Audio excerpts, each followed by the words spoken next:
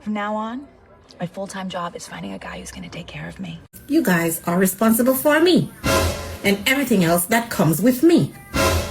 Hello and welcome back to the MST channel where we talk about all things hypergamy. We're back with chapter 14 of In Too Deep, Carrying a Married Man's Baby. Chapter 14, Part 1, John.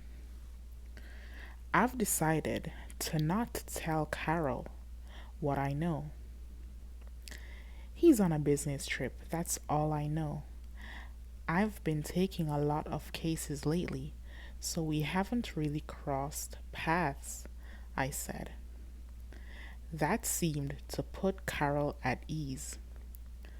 What I don't understand is why all the wives came to Jessica with their problems, and no matter how I tell her to stay out of people's business, Jessica never listened.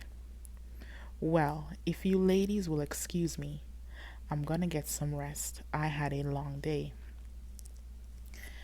Okay, John, thank you for shedding some light on the situation, said Carol. Thanks, honey, Jessica said. She gave me that look, knowing I was not happy about her meddling in people's affairs. I do not want a repeat of what went down with Kathy and Mike. So, to keep the peace, I decided not to tell Carol what I know about Gerard and Maria. I'll save that news for when I see Gerard myself. The weekend flew by rather quickly, and today was Monday. I was looking forward to going to work because Gerard was back. I overheard Carol telling Jessica on the phone that he was back from his mysterious business trip.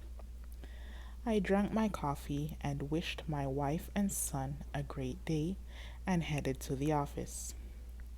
Good morning, Esperanza, I greeted our secretary. Good morning, Mr. Witherspoon, she answered. Are these my files? Yes, they are, sir, Esperanza answered and handed my files to me. I headed to my office. On my way to my office, I could see Gerard at his desk on his phone. I got started on the pile of files in front of me and figured I would catch him closer to my lunchtime. Mondays were hectic and I didn't want to lay it on thick. I don't know how he'll react, but I truly don't care. My only motive was getting Maria back in my orbit. Chapter 14, Part 2, Gerard. Things were slowly getting back on track with Maria, and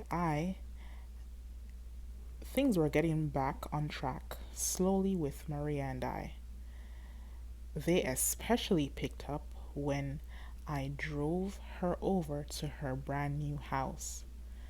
To say she was excited was an understatement. When we walked in, she saw how beautiful the home was, and she dropped to her knees and gave me the sloppiest head I've ever gotten. Talk about electric. That's exactly what it was. Every time she deep-throated my cock, it sent electric waves through my body. Gosh, I loved her. She was perfect in every way. She made sure I knew how much she appreciated me every chance she got, and that made me want to spoil her even more. Since John had been blowing me up, I decided to take a walk over to his office to see what he wanted. Hey, John, got a minute? I asked, peeking into his office. Sure, come on in, Gerard, said John. So what was so urgent, John? I feel like you called me a million times over the last few days, I asked, concerned. Well, Gerard, you've hardly been here last week. I got worried. Even your wife showed up to my house to ask Jessica for you, said John. Why would she ask Jessica? I asked. Well, she figured since we worked together, maybe Jessica may know something. Oh well, I told Carol I'll be gone on business, so that's weird that she would ask your wife. Anyway, I know you weren't just blowing me up because you're concerned, so what's really up, John? I asked curiously. Well, Gerard, I fear you may be entertaining a snake, John replied. A snake? I asked, confused. Yeah, a snake. By the name of Maria Hallgrove, John replied. Excuse me? I asked, puzzled. Gerard, I know you are seeing my ex-nanny, Maria, and I assume you met her at my birthday party, because how else would you have met her when she was working at my house around the clock? John said with a stupid smirk on his face. I stood there puzzled and confused because I never knew Maria worked for him. After all, she told me she was a waitress. So what if I know Maria? John, what are you getting at? I asked. Gerard, don't play coy with me. She's young and sexy and basically a dream, John said, smiling. How do you know I know Maria? And what is it to you, John? Why do you care? I care because she quit only 6 weeks after my birthday party. And I used to pay her thousands online. She's an online web whore, Gerard. Like I said, she's a snake. Don't call her that, John, I said, slamming his door shut. What gives you the right to disrespect Maria in that manner? What? Like I said, Gerard, I paid her thousands weekly to show her pussy and masturbate exclusively to only me on SexyCam Live, John said, laughing. The more he laughed, the more I was enraged. You better have proof to back up what you're saying, John, because... Or what, Gerard? Or what? You are entertaining a whore, an online web model. What did you think she was, a fucking saint? Gerard, open your eyes. Open your fucking eyes, John yelled. You are way out of line. Maria is a sweet, loving woman, and she cares. John interrupted me. Cares? Cares for you, Gerard? Give me a break. She goes by the name Treasure on SexyCam Live. I paid thousands to her weekly to spread for me. Now, in her defense, I didn't know she was my nanny because she always wore a mask and faked a British accent, John said. A mask and a British accent? John, do you hear yourself? You're pathetic. Me? Pathetic? Gerard, I'll show you. Pathetic. I googled her name, Maria Hallgrove, and it came up that she owned an LLC called Treasure Chest. Let me show you. John pulled up the Google search engine and googled Maria's name, and it did say that she owned Treasure Chest LLC in Huntsville, Alabama. But I wasn't convinced. So, what does that prove, John? Hang in there. There's more. Like I said, she goes by the name Treasure on SexyCam Live. Let me pull up her profile for you, John said confidently. I can't find her. She must have deleted her profile, said John. So, you've been calling me all weekend for this?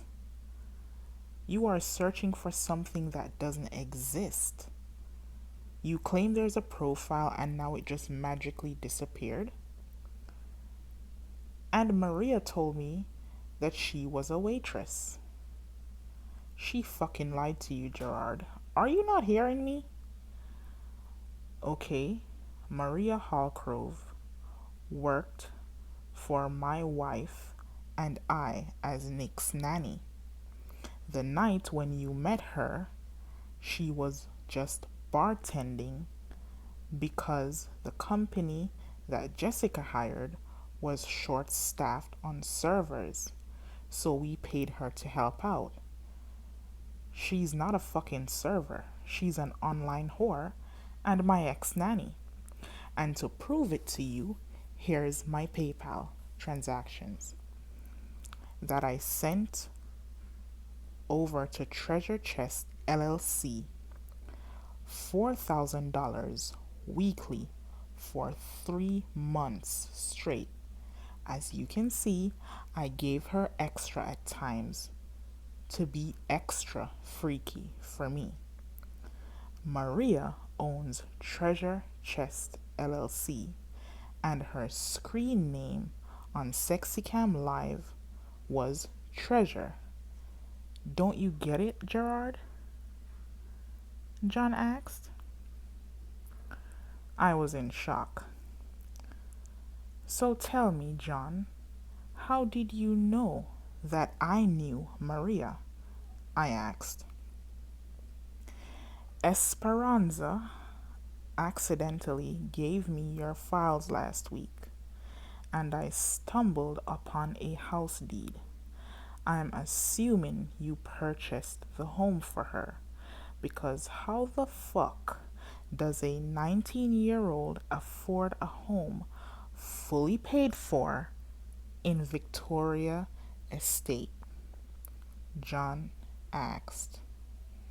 Cocky as hell, I could tell John enjoyed delivering this news. Wait, did you say Esperanza gave you my files? I asked. Yes, she made a mistake, said John in her defense. Mistake?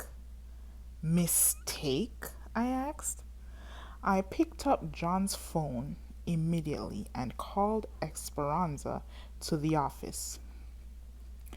As soon as Esperanza walked in, I wasted no time. Esperanza, you're fired, I yelled. Gerard, come on, it was an honest mistake, John said, trying to beg for her. Please, Mr. Markand, what did I do? Esperanza asked, with a frightened look on her face. You were reckless. You handed personal files of mine to John and compromised privacy. Pack your things and be gone in 20 minutes, or else, I shouted. Esperanza started crying and begging. John tried to reason with me, but all I could see was red. This information had my head spinning, and what made matters worse is that John seemed to be enjoying every bit of this. Esperanza left the office crying, but I couldn't care less. Right now, I had bigger shit brewing. So, how did you find out that Maria was this treasure character you speak of, John? I asked. Well, Gerard, if you must know, on the day when Maria was moving out of our pool house, my wife and I went to tell her goodbye and to wish her well. After all, she was a great nanny. When I got inside the pool house, I saw a very specific painting in her moving box, and it was a painting of the beach, and it was the same exact one that was always in her background whenever we had our web calls, John explained. And what exactly does this painting look like? I asked. It's a painting of the beach with blue waters and pink clouds, John described. And when you saw Carol at your house, did you tell her about this? Did you tell her about any of this? I asked. Of course not, Gerard. What the hell I look like giving this information to Carol? I'm only telling you to warn you that Maria is not who you think she is, said John. Warn me, huh? I questioned. Yes, Gerard. Warn you, John yelled. So this treasure person had a painting of the beach, and she only performed for you in a mask and had a British accent, and you paid her twice weekly into her business account via PayPal. I'm assuming she gave you her business name to protect her identity. The business name being Treasure Chest LLC, and you Googled her, and the LLC belongs to her. Am I right? I asked. Yes, Gerard. Finally, you're catching on. And I only knew that you knew her when Esperanza accidentally gave me your folder. And I didn't even read the front. I just opened it because I was in a rush. When I saw the deed and her name on it, John explained. To say I was in shock would be putting it mildly. So when did she quit the nanny job at your place, John? I asked. She quit a little over a month after knowing you. I'm assuming you started fatting up her piggy, so she no longer needed our little check, John said confidently. And did she quit web modeling for you? I asked. She only quit because I saw the painting, Gerard. Like I said, I saw the painting on the day she was moving out. So that means she was still modeling for you even after I met her, I said. That made me upset. To know Maria was performing these acts for other men, online or not, really disturbed me. Maria, or Treasure, whoever the fuck she was, said nothing to me all this time. I wasn't really gonna get upset with her, especially with what she just went through, but I am curious as to why she felt the need to lie about her job, or jobs for this matter, for that matter. So, did you ever meet Maria in person, John? No, I haven't. I was under the impression she lived in Europe. Like I said, she had a British accent. And once I found out her true identity, she blocked me, John explained. So tell me, Gerard, what does she have on you that you bought her a house? John asked inquisitively. What Maria and I have is none of your business, John, and I would appreciate it if you never said anything to your wife, Jessica. I won't rat you out, Gerard. What kind of a man do you think I am? John asked. I shook my head in disbelief. Listen, Gerard, all you gotta do is find the painting.